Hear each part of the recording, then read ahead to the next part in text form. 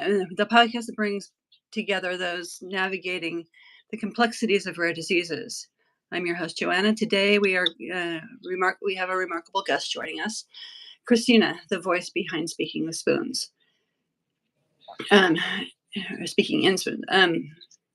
Christina's journey is with rare condition, namely Trigeminal Neuralgia, Hemiplegic Migraines, and her latest diagnosis of Primary Sclerosing Congelitis, or PSC, which I will probably be referring to it from now on, is a little easier to pronounce, has been nothing short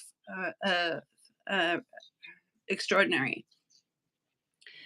Through her own podcast, she has become a beacon of support and understanding for those facing similar challenges. But our conversation today goes beyond sharing stories. It's about forging connection. We aim to not only to shed light on these often misunderstood conditions, but also to explore potential treatments and clinical trials. Because of us, every breakthrough for the 95% of without approved treatment is a victory worth celebrating. Is a victory worth celebrating. So grab your headphones and join us as we dive into into a conversation that transcends the boundaries of rare disease, weaving a tapestry of empathy, resilience, and hope. Welcome, Christina, to Rare Connection, and let's make some rare connections together. So, thank you for having me. I just when you reached out to me and I heard about the concept of your podcast, I was just so excited because it's just so important to get the information about rare diseases out there. Because and I know the phrase that they teach, about we're zebras. right. Like they teach in medical school, if you hear hoofbeats, think horse, not zebra. But if you think of the rare disease community as a whole, versus just, maybe there's 1 in 500 of one particular disease, but us as a community, we're a raging herd across, the country. And it's important to know these disorders and experiences. Mm-hmm. So thank you for what you do. Mm-hmm. And I know your podcast is similar to it. But I switched mine from Nutrition Equity, which was the podcast before, to this one. Mainly my focus to begin with was the Medical Nutrition Equity Act, and that was covering about 16 different conditions at the time. It changed a little bit this year as we go into about the 20th year fighting for that bill to pass, and it is passed through House right now, but not through Senate. Oh, that's incredible. If you need any written testimony, anything. Right. It hasn't passed through House, but I mean, it has been right to the Senate. Yeah. But we do need a Senate Republican right now. Yeah. Okay. Wow. So, see, primary is so starting off here. Primary, the PSC, is a lesser known condition. Can you shed light on some of what it entails and how it affects your daily life? Sure. I was actually just diagnosed with this last week, and wasn't expecting it. It is a rare autoimmune condition of the biliary, and it causes inflammation and fibrosis or scarring around the biliary, and also of the liver. which can lead to the need for often liver transplant. And currently um, there is no treatment. Like you had mentioned earlier, there is the possible option of there is a clinical trial going on. For me, um, it started about 2 years ago. I'm because of I've got a bunch of conditions. My journey started with Ehlers-Danlos, and the version I have is not rare. I have hypermobile um, Ehlers-Danlos, but it all started. I've had to kind of learn to watch, like look at my like my test, everything, even notes that doctors write, kind of like a hawk, and just keep up to date with that because and I know I started noticing like levels in my liver enzymes kind of fluctuating. And so I went to my doctor about it and they said, don't worry, it doesn't go that high and it's, ever so often.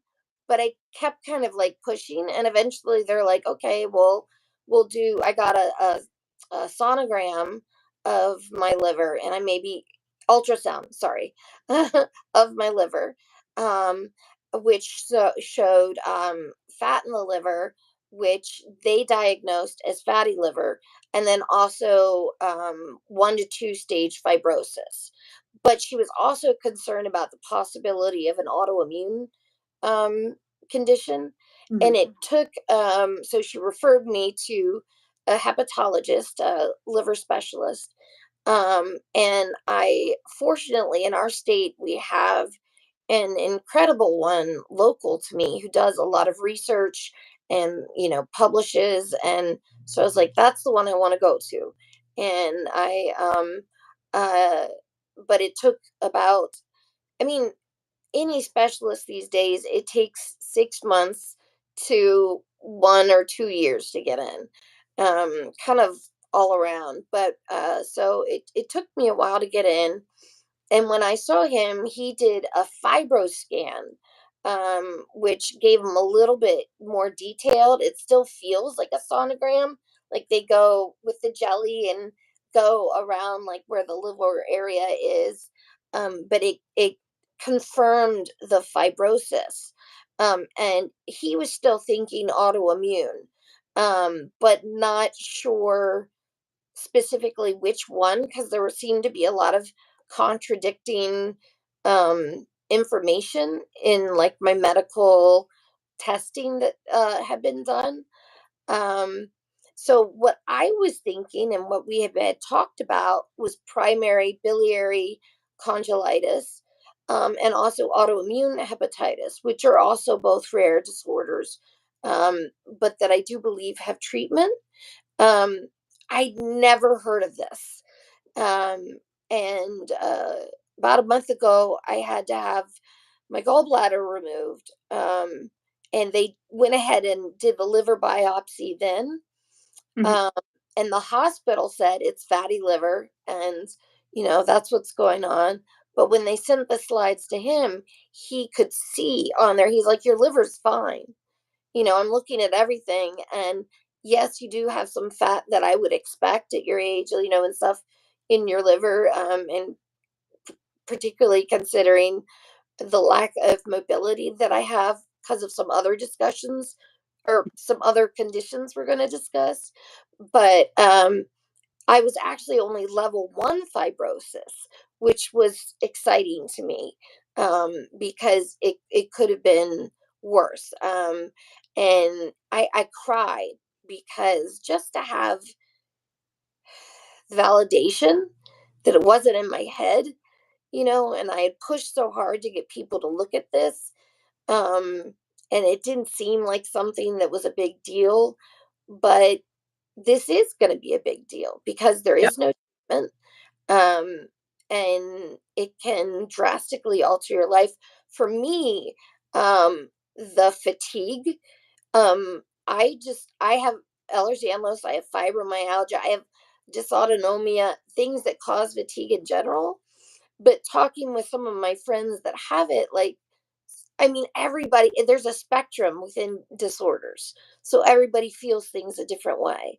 But I have, like, for me, sometimes it is like, um, it's like an elephant. If I describe it that way, like an elephant sitting on top of my body, and like I just can't move, like that level of fatigue. And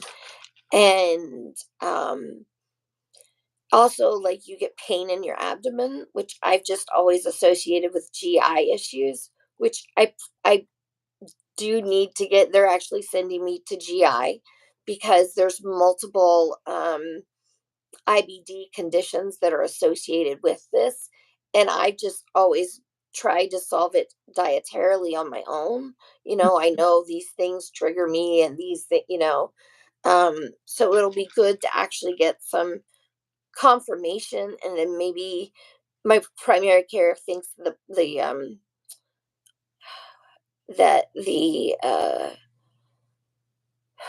sorry the I have word finding problems sometimes. The pancreas is also involved, like the pancreas and the gallbladder is problems, was giving me problems with digestion.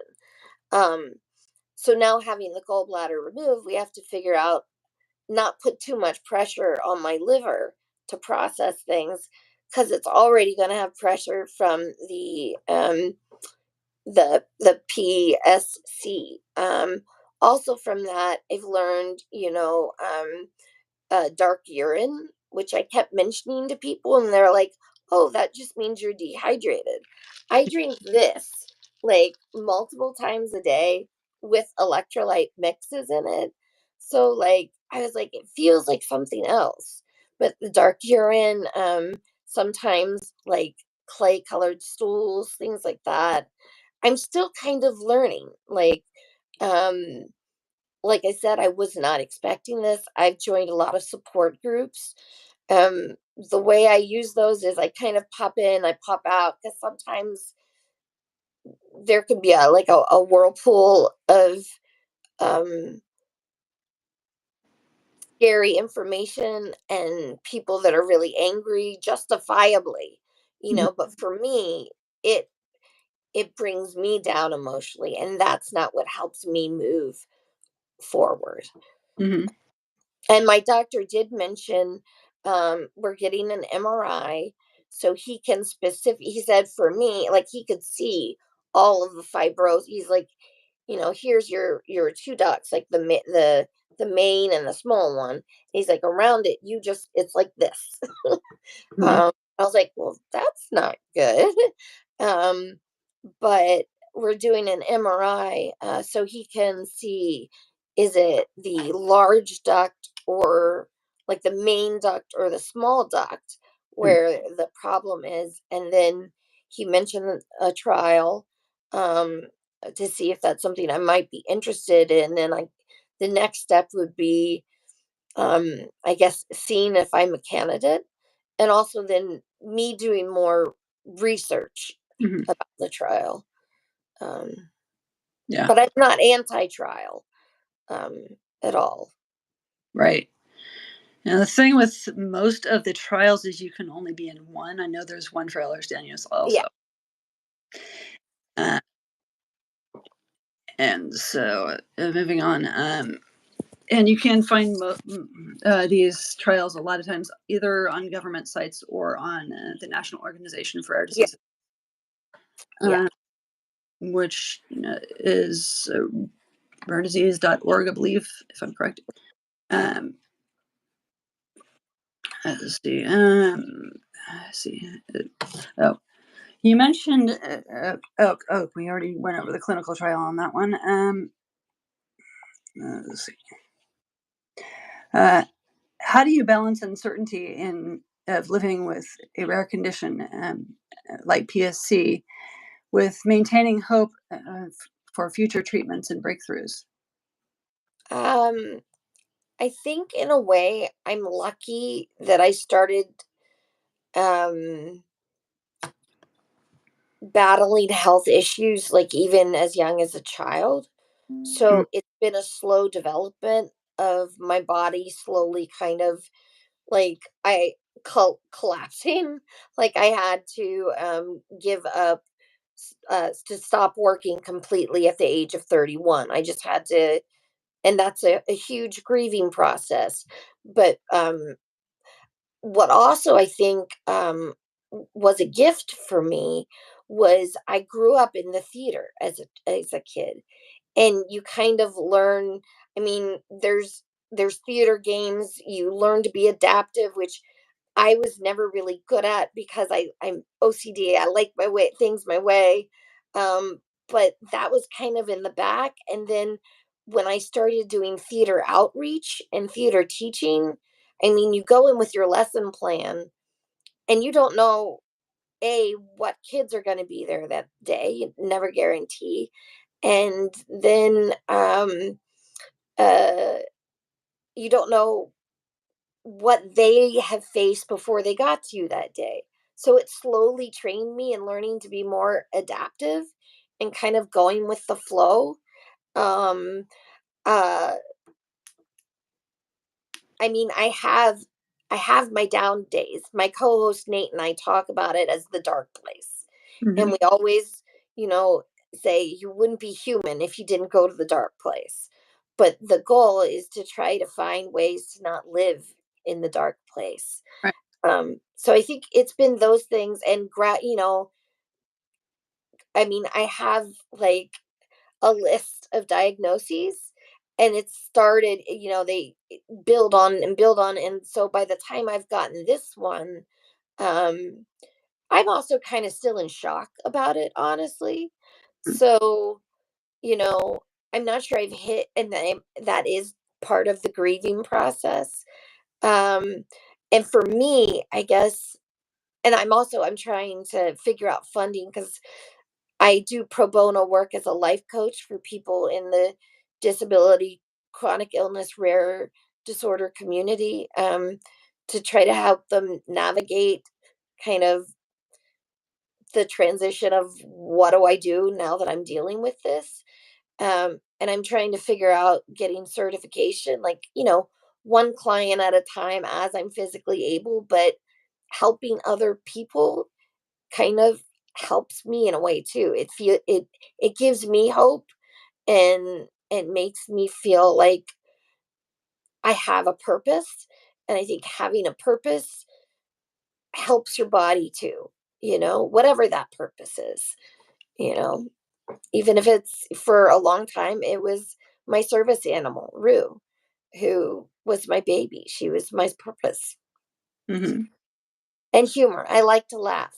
Laughing, and I've worked really hard at mindfulness and like figuring out a way for meditation for myself, because like typical ways of meditation do not work for me. mhm, So I figured out meditation doesn't have to be just, uh what you assume, like being quiet and not, you know meditation has really helped me with all of this. Yeah. mhm. So through speaking with spoons, through speaking in spoons, you've built a community of listeners navigating various chronic illnesses. How do you ensure that PSC receives the attention and support it deserves within the community? Um, I we are booked out for this season, and I'm looking at next season, and I would like to add an episode about that. And I think by then I'll feel more confident, and maybe know more a little bit about the clinical trial. I'm also kind of meeting people in these support groups, so it might be nice to bring somebody on that has lived with it longer, has gone through a treat, like, those kind of things. We also do we interview people with all kinds of disabilities. Um, and what I've learned is, um, even disabilities you wouldn't think are chronic, disability becomes chronic. Like, just like you look at someone who is maybe paraplegic, it still like there's so many other things that become attached to that disability through their life. It starts to become a chronic illness. So it's kind of learning the universality in our experiences and the individuality. We also offer special topics. So, like each month, there's a special topic episode and then a personal story of disability. So, I would love to have maybe somebody from one of the organizations on to talk about PSC and trials and yeah, I also Nate and I, my co-host, he has multiple sclerosis. And what we try to do is after each interview, the personal stories of disability, um, we discuss the interview and then we also relate it back to ourselves and our own personal experiences. Mhm. Um, so that is another way. I also would like to maybe get into, I mean, lobbying is of interest to me, but maybe I could, uh, right now I'm very focused in life coaching in the EDS and other like communities. And I would like to spread that out into like the PSC, hemiplegic, like those kind of things, offer my services in the rare disease world as Mhm. well. So, let's see. Moving on to one of the other diagnoses, uh, quoting one of my previous people, he said that, and this is true for a lot of people in the rare disease community. Some people collect stamps, some people collect coins. He says seems to collect rare conditions, and which I love that. I relate. Yes. Yeah, and let's see, uh, trigeminal neuralgia. With trigeminal neuralgia, is often described as one of the most painful conditions known to man and known to medicine. Could you share your experience with living with this condition? Yeah. I remember the week it kind of it first started. It took a while to get diagnosed, but I just it for me it was a stabbing.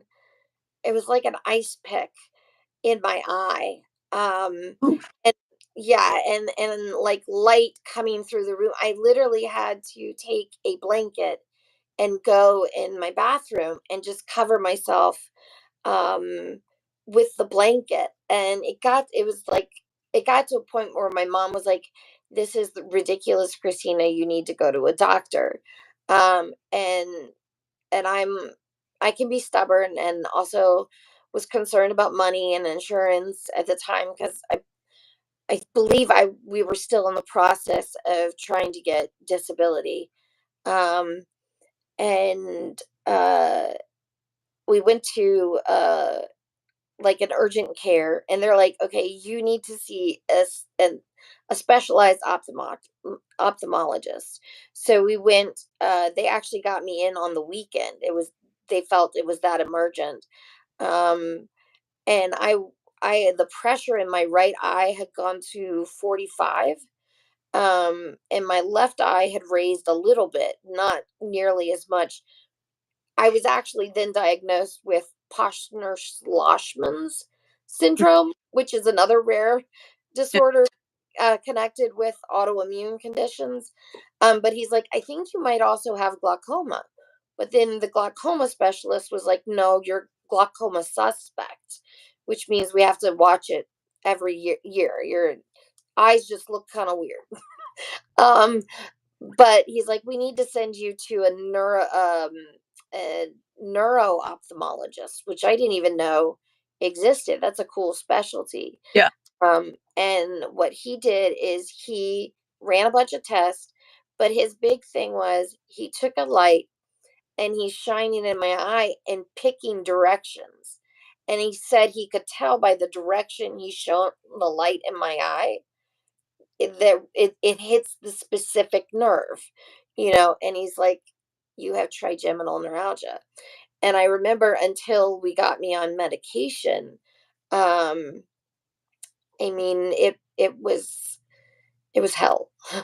Because it was not only my eye, like I was battling with it. It feels like electricity bolts through my face, and like around my lips. I had to be very careful, and it'll feel like someone's like shooting electricity up my nose sometimes, or an ice pick in my ear. Mm. Um, and at the time where I live, and at night is really bad because of like headlights coming at you. If they come, I have to like hide. I did, and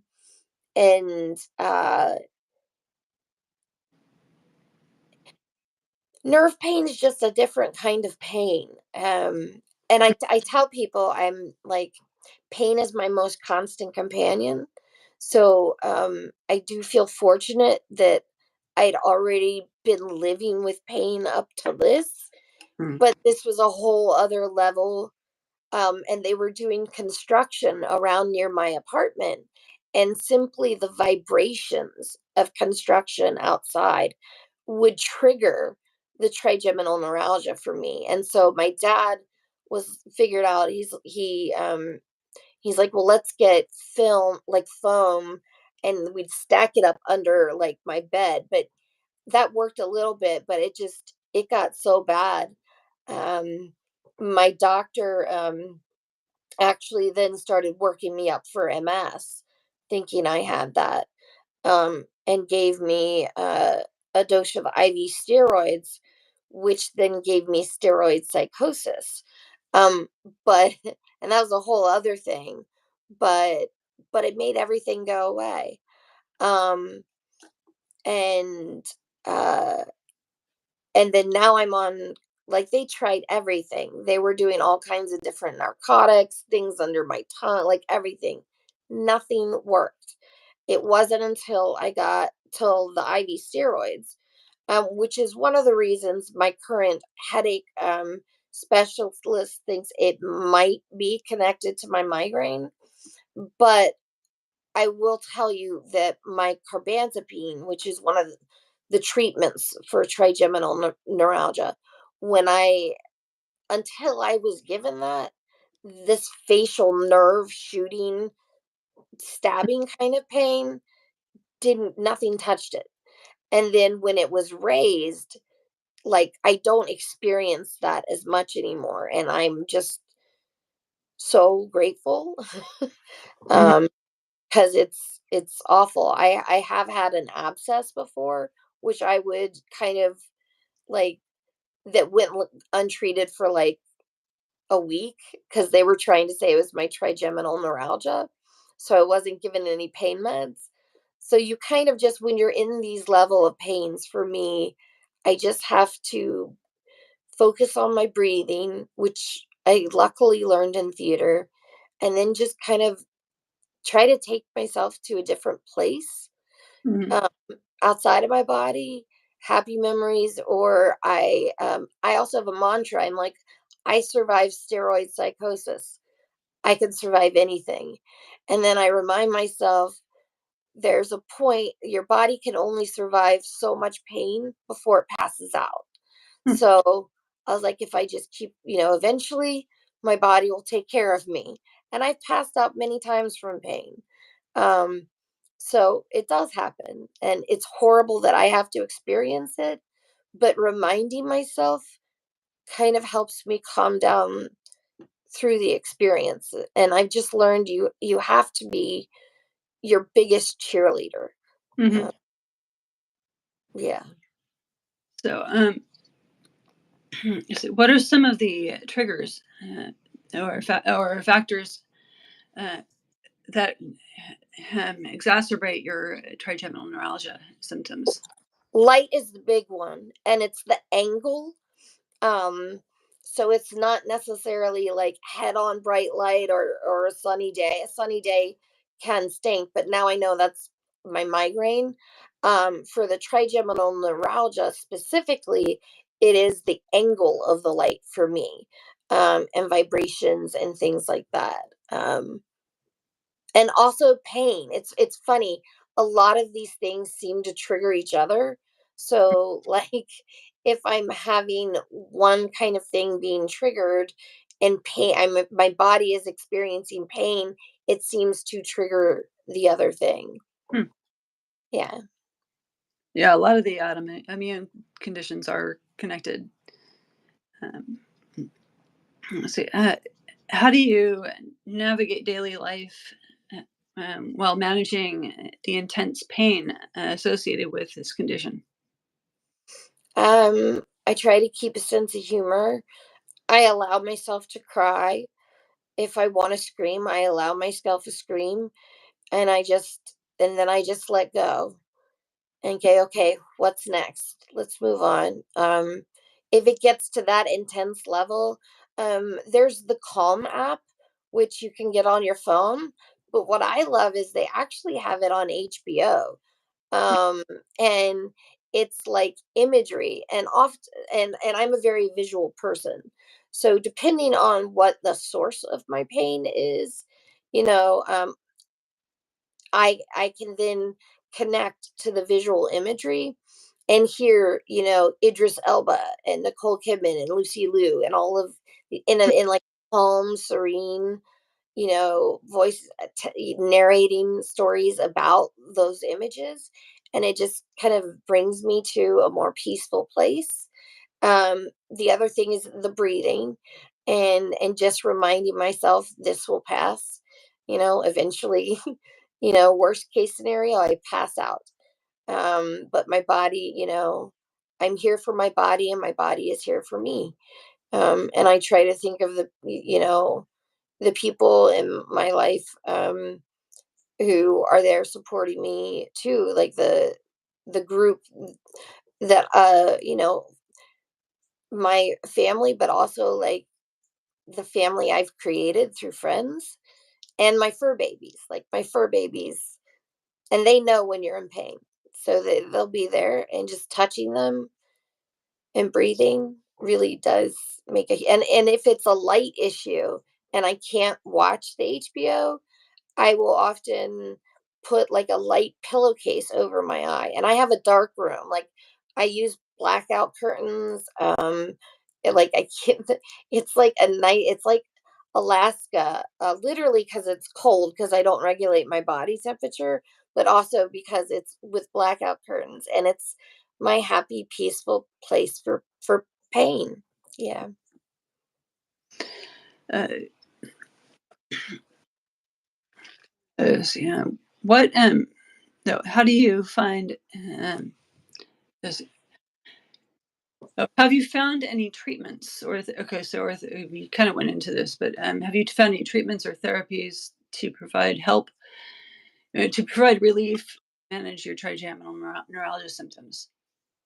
Um, the big thing is mindfulness. I actually did I'm gonna say this. It's a type of counseling. I do believe counseling is incredible, for everybody, but also anybody going through medical experiences, medical trauma, pain, all of this.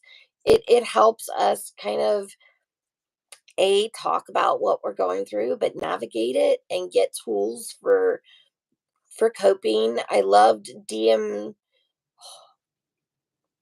dialect, dialectical behavioral therapy, Mhm. because it really gets into mindfulness and reframing, and that, like, reframing the situation kind of thing, and that I found really helpful from a logical standpoint. I now have somebody I see, who does EMDR, which is, a specialized type of therapy for trauma, and I have other trauma in my life, but I do also consider a lot of the experiences we have, and particularly pain, it's medical trauma. um, and finding any kind of tool that we can use that, has been helpful for me. Mhm. How do you advocate for yourself and educate others about trigeminal neuralgia? Um, the funny thing is, I don't think since my podcast is mostly about the guests that I bring on, and I do relate to them through myself. I realize I'm not talking about my conditions as much now that I'm talking with you, and I need to do that, because they are important conditions for people. I talk about my experiences, um, but I think it's important to kind of, people are like, well, what is that disorder? What she's talking about? So I would like to do that better. Um, I do talk a lot about self advocacy. I've learned to be um my own self advocate, because I've learned, the person that is going to be with you by your side from birth to death is you. So you have to learn, particularly in these situations, to stand up and talk for yourself. And it doesn't have to be in a confrontational way. A lot of it is just communicating your needs, your curiosity, asking questions. But then also, you do have a right. I mean, you do have a right to not be treated, to not be talked down to by any medical professional, to not be treated like it's all in your head. And if the f- I kind of like to say it's just like shoes. If a shoe doesn't fit, you don't stick with it, right? So Mm. it's okay to go and look for a better fit, because it should be a partnership. um and I don't believe in this whole doctor shopping. I think it is actually quite smart to get multiple opinions, because every doctor has different experience, different knowledge that they bring to it, and some people may not see something that somebody else does. I know the next disorder we're getting into, I mean, I was misdiagnosed for 10 years. Mhm. um, so yeah, being told it was in my head.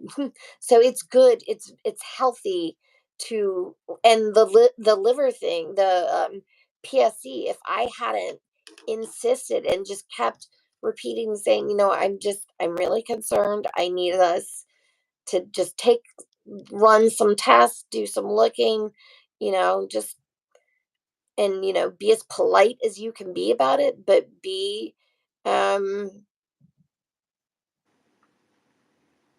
insistent. you know and if you have to, ask for a patient advocate, ask for a social worker. Wherever you are, there are advocates within your community. They can help stand by you and do that.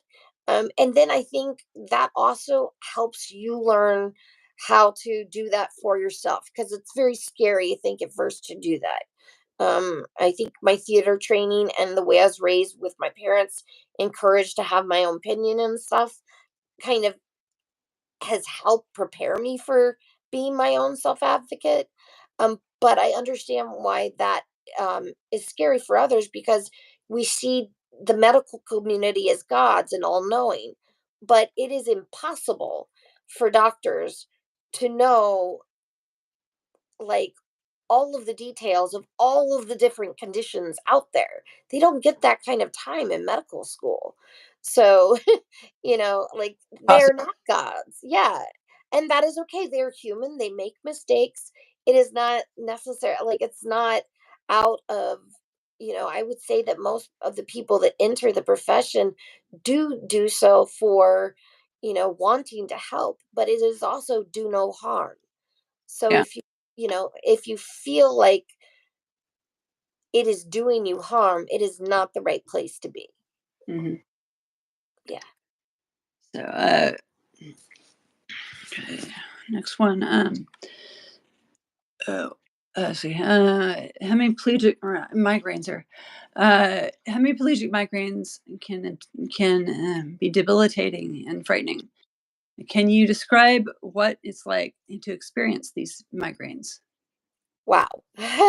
Yeah. I would say this has actually been my most debilitating condition. Hmm. Um, Migraines, and particularly abnormal migraines, are often related to that, to Ehlers-Danlos. Like it's, but whew, a hemiplegic migraine. When it first started for me, 10 years ago, my dog barked, and she had a very high pitched bark, and I just dropped to the floor Hmm. and couldn't move for a second. And I needed a friend eventually to help me get up. And I thought maybe I have narcolepsy because I have a lot of sleep disorders. And a doctor had mentioned that once. So I went in for testing, and they're like, no, not narcolepsy, but you just have a bunch of parasomnias. You know, uh, and I was like, okay. And then it just kept happening for like high pitched noises or smells. Like I would just immediately drop to the floor, um, which was scary. It's dangerous. I wasn't having like, for those out there, a hemiplegic migraine looks like a stroke. So your whole right side will either experience weakness or complete paralysis. And for me, at the beginning, it was complete paralysis. And it, like, I get a little bit of drooping. I think that's also why I was misdiagnosed for so many years, because the little droop was something I could see and feel, but they couldn't see. I also get convulsions sometimes with it. You can get like stomach convulsions that are seizure like, but it's part of the migraine phenomena. And which led me to first being diagnosed with psychological pseudo seizures for a long period. Then my POTS dysautonomia doctor was like, no, this is physiological pseudo seizures being caused by your POTS. So I appreciate him at least saying that. And then another neurologist was like, okay, this could be MS, or Sjogren's, because Sjogren's and MS can, have a lot of uh, overlapping, similar things, particularly neurologically, that people don't realize. I also started developing hemifacial spasms on the left side of my face, and I got diagnosed with that and dystonia. So I was having all of these diagnoses. And then when I got the steroid the steroids, it went away. I could start walking normal again. Unfortunately, I got psychosis, um, and had to deal with that off and on for like about 2 years, and it that was terrifying. But then I started feeling better again. I was like, you know what? I'm gonna go be a social worker and try to help people who've experienced what I've helped and get my MSW. And after one semester, horrible neck pain. We found out I had, um, 6 loose screws in my neck from a botched fusion, which, that's a whole other thing. But it also I started having the trigeminal pain again. And then I started having hemifacial spasms. And then I started having the hemiplegia, but way worse. Like the drooping looks like an actual stroke on my right side, like all the way down. It'll even get so bad that my right eye closes. Um, Just lost it. that's okay. And um, for me, the bad my leg is the worst part. Until I could get medicated, I would just instant drop fall, and I couldn't lift my leg. Um, and then my right side, I would have trouble lifting my right arm, like it would kind of be like that. But my my fine motor in my right hand became really, really horrific. I got all excited actually last night because I snapped with my right hand, and then I Hmm. was, that just happened, because I haven't been able to do that in a while, in like over 2 years. but now it's being, you're trapped in your body. Hmm. You're trapped in your body. You can hear everything. You can, but you cannot communicate you're feeling. You can't advocate for yourself. You can't move. So for anybody out there that gets sleep paralysis, it's like that, but it lasts for me even longer. And usually people, like, at first they're terrified, rightfully so, that you're having a stroke. So you get CT scans and all that stuff. And with hemiplegic migraine, you are more susceptible to stroke. So it is good for them to occasionally do that. You just have to be careful because CT scans have radiation. Um, so yeah, it's not, but when I got the diagnosis, I could hear the doctor telling my parents, this is a hemiplegic migraine. And I was like, there's no way this is a migraine. Like, I know it's not psychological, but there's no way this is a migraine. Like, migraines don't do this. So I didn't believe her at all. And she's like, I'm going to give her a migraine cocktail, and then she should start coming to within 15-20 minutes. And like, I'm just laying there, like, this is not going to work. And it worked. And I was just stunned. Um, and since then, it's been a journey of discovering triggers, discovering. I have like, my current headache specialist thinks I might have mums, and they're very similar. Hmm. Um, uh, the with mums, and Migraine Babe has done a great job kind of like raising awareness with this. But with mums, um it's more like, with hemiplegic migraines, it's like the instant paralysis, the constant weakness, and the episodes tend to be shorter.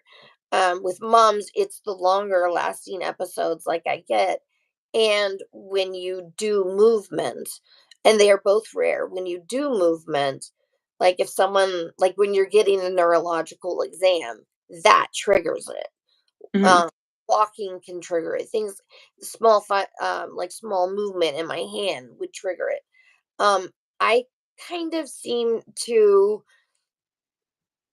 He said, like, I have a pretty severe case because I was bedbound for like a year, Hmm. and I could get in and out, but I would very quickly, they would have to get me back in bed or laying on a sofa because the paralysis was just constant. Everything was triggering me. Um, but they said the important thing to know is it's migraine phenomena. It's hemiplegia that you're having on your right side. Um, so yeah, Yeah. There's a lot of things that do look similar while you're on that subject. It's yeah, had B12 deficiencies that look a lot like strokes. And also, yeah, if they go long enough, dementia also. yep. And that can go with these type of migraines as well. You have to be like, there are people that have been in comas. If they That's why I have to watch Being Stubborn, because I hate going to the ER. I hate going to the hospital. Just bright lights, sensory, it's like the worst place to be for migraines and trigeminal neuralgia. And it's just, so I just really try to avoid it. But you know there is a point where it's like, okay, yeah, I need to go. Yeah. Yeah. Not exactly the greatest place anyway, but the ERs also are not great for me. But a lot of times doctors don't even look at your chart. Nope. I've had neurologists come in. I've had 2 strokes, but they'll come in and say, "Is there some reason why the left side of your face is drooping?" Most people don't even notice it. And Yeah. I said, "Yeah, if you looked at my chart, you would have known I had a stroke." Yeah. No, they don't look. Yeah, It's terrifying, and they particularly have- going to surgery. This past couple times, most recent thing, like, I had like they I have multiple times, I have a cheat sheet with all my updated information, doctor's contact info. allergies, medicines, why I take them, and the schedule for them, like everything. Mhm. None of it was in the chart. And I'm like, okay, the anesthesiologist really needed that information. So I had to sit with him and tell him, and, you know, Right. yeah, Become an educator. Quite a lot for your own core conditions. yeah, Because nobody else is going to take the time to look it up. no, Which is a lot of reasons why I didn't believe in my own rare condition at first. yeah. The main one, homocystinuria. But I do have multiples also. Uh, Not as many as most, thankfully. How do you differentiate between a typical migraine and a hemiplegic migraine? And what are the key symptoms? And Well, for me, I don't get typical migraines. But so are you asking how, like, to differentiate it for, like, for uh somebody, people? So for me, like, I mean, there's multiple different kind of migraines. Like, there's or like they even call them headaches now, 'cause they're kind of clumping things together. Like, there's cluster headaches, there's, which is one of the most severe forms of pain for headache. um and then, like, for me, my the stroke like symptom is actually the aura, like what you consider migraine with aura.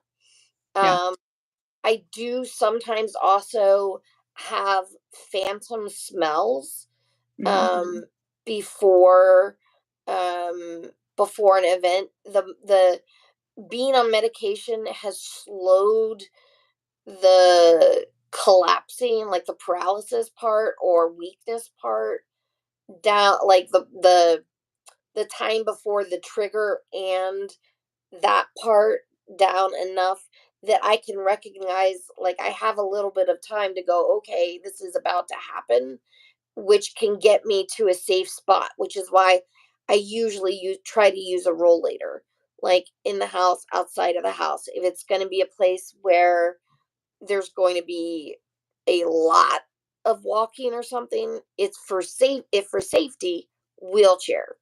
um like, I would say the biggest difference is the the the hemiplegia of the right side, the paralysis and the weakness. um and for me, I get residual weakness. So, like, um even though I'm not always having a migraine, I always have weakness on my right side, particularly my right knee, buckles when I walk, like it just doesn't want to hold, because I've had so many. And um I think I think that would be the best way to describe, is it's more like it's stroke like. It, like, if you didn't know it was a migraine, you would alert for stroke, and often they do alert for stroke if I call the ambulance. Hmm. How have you? How have hemiplegic migraines impacted your ability to work, socialize, and engage in your everyday activities? Whoa. Immensely. I was already on disability, uh but this, like, before this kind of started happening, I think I was having migraines, um before they just hadn't progressed to, like, I no, I was having trigeminal neuralgia. That's what the doctor said. Mhm. And but when this started, and particularly the past like, at least before, my friends could take me out sometimes. I could try to do things. Like, I work a lot on pacing myself. Like, I'm disabled, like, federally, in the sense I cannot work 40 hours a week. But I was always hoping that I could get back to part-time, in the dream, maybe figure out a job that I could do 40 hours a week. But it's just been this has been, it completely destroyed the social aspect of my life. And I am an extrovert, and connecting with people has been my biggest way of, even there's a lot of isolation that comes with disability, particularly when you can't drive, um, and you're not in a location that has, you know, public transportation, or a lot of it, or accessible public transportation. Hmm. Um, so that makes it difficult. But also, I was bedbound, like for the most part, bedbound, sofa bound, for quite a long time. Um, Once they started getting the medicine, I would try to go do things, but then the simple act of doing that would weaken me and possibly trigger stuff. And then I'd be bedbound again for like a week. So really, the podcast um, was um, was my way of giving myself purpose, and it was something I could do from my bed, um, and connect to other people, give people a voice, because I know often I felt voiceless. Um, Particularly with the hemiplegic migraines, but other things like you feel like your voice is taken away. And I wanted to give people an opportunity to share. Um, but no, I like it. I mean, I got divorced at 31. And dating when you are disabled, dating when you have chronic illness, and particularly weird, rare things that kind of can confuse people. It's it's very complicated because a lot of people want a hiking partner or something like that. Something I will never be.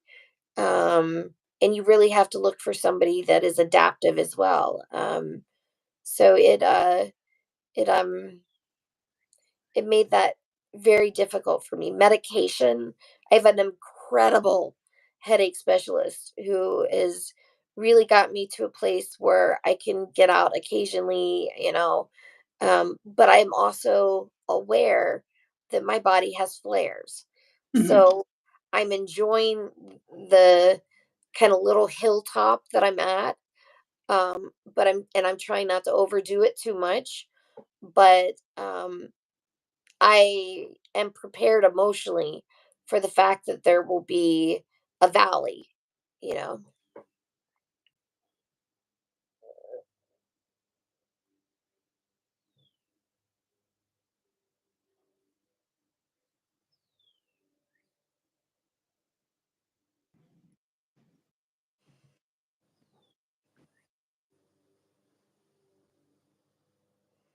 Can you hear me? Yeah, now I can. Okay, sorry. So, okay, so what advice would you give to others who who may be struggling with hemiplegic migraines or similar conditions? um, I think the biggest advice I would give is for yourself, find ways to work on staying calm when it happens. Mhm. Because I know the more stress I have, but also the more stress I have during an event, the worse it gets. Um, I also would say prepare the people around you. So what I have is I have two things. I have like a caretaker cheat sheet, and it's got all the questions that an ER would want to know. My full name, my birthday, my address. I also put preference of hospital, and particularly any hospitals not to go to, and then what I need if I'm having a hemiplegic migraine. I list all my doctors, their contact info, what they treat me for, allergies, meds in alphabetical. I try to do it everything in alphabetical because it helps the nurses. And then also schedule of meds, in case they have to keep me. And I post this in multiple places around the house, but I also email it to my power of medical attorneys, which is what I would also suggest. Make sure you have power of medical attorneys and make sure you kind of educate them about not just what the disorder is, but how you experience the disorder. Because just when people go to read about it, there's everybody's experience, there's a spectrum of experiences within disorders. I also have a kind of how to that's kind of like, if this happens, and I kind of like, when I have caretakers, when I have friends, I give it to them and talk them through it so that they know when something like this happens, ask me simple questions that can be answered with a yes, no. Thumbs up, and a yes is thumbs up, no is thumbs down. um it could be I may have gotten overheated, ask if I need ice, like simple things that'll help, because I know as a loved one, as a caregiver, it's overwhelming and terrifying when you see somebody go through this.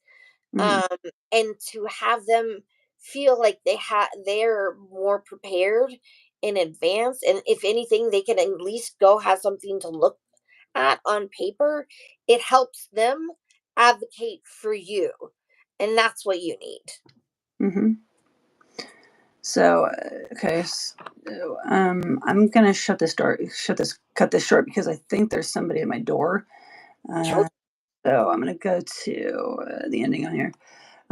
As we draw near the end of our conversation with Christina, I'm reminded of the profound importance of connection.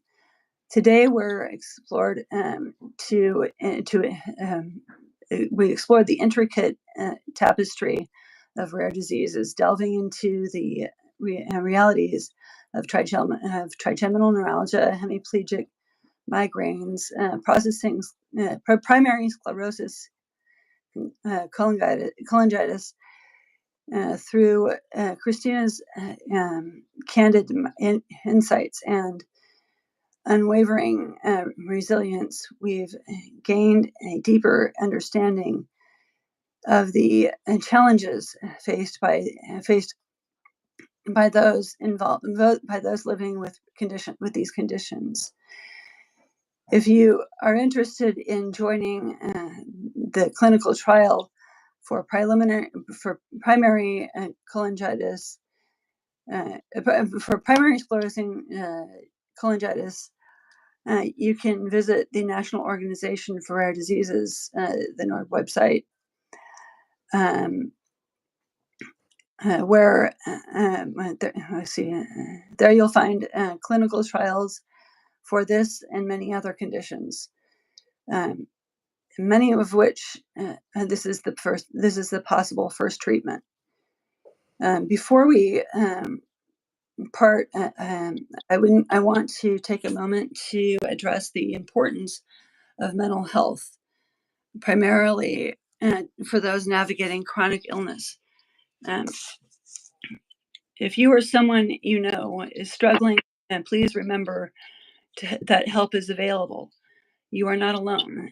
If you're in crisis, please reach out to the National Suicide Prevention Lifeline at 1-800-273-TALK or 8255, or text hello to 741-741 for the crisis text line.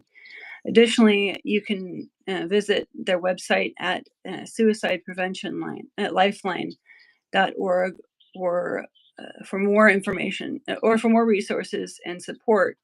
Be sure to check out Christina's podcast, Speaking in Spoons, right here on YouTube.